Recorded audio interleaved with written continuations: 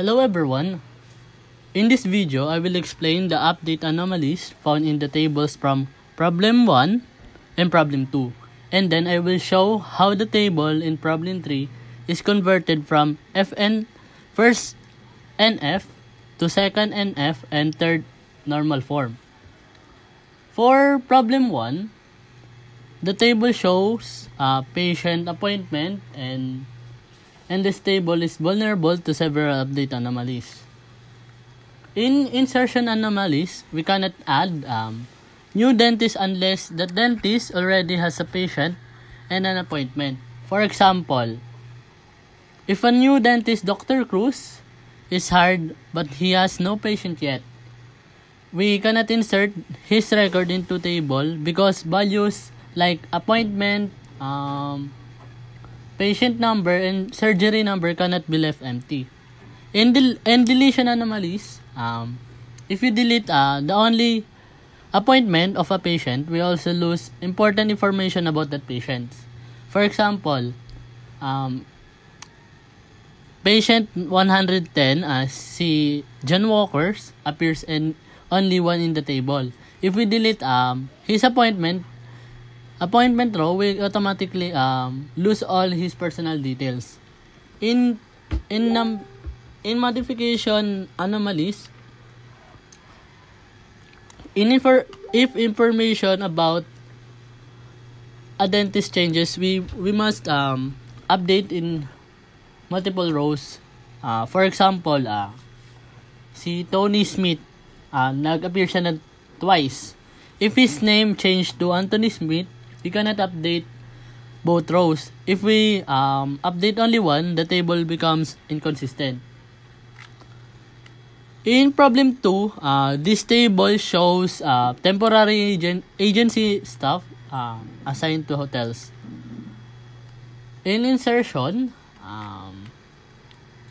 you cannot add new employees unless they already have a hotel contact. For example, if a new worker, Maria Cruz, cannot be if a new worker, Maria Cruz, has no contact number or hotel assignment yet, we cannot insert her into the table.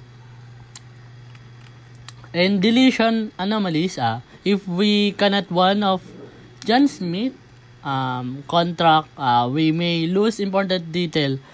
For example, the NIN, his number 113, his number NIN 113567WD appears twice. If the row contained his H4 contact is deleted, we also lose his hour per week information for that contract. In modification anomalies of problem 2, if a hotel's location changes, we need to update every row that references that hotel. For example, in Hotel 25, which is located in Edinburgh, appears more than once. If the location changed to New Edinburgh, we must manually update all rows, which could lead to inconsistency. In problem 3, in converting 1NF, 2NF, and 3NF, we start with the table in first normal form that have SID, CID, S name, C name, grade, faculty, and faculty. Ayan. The functional dependency of the table is the SID determines S name, CID determines C name, faculty, and F phone, and the combination of SID and CID determined in grade.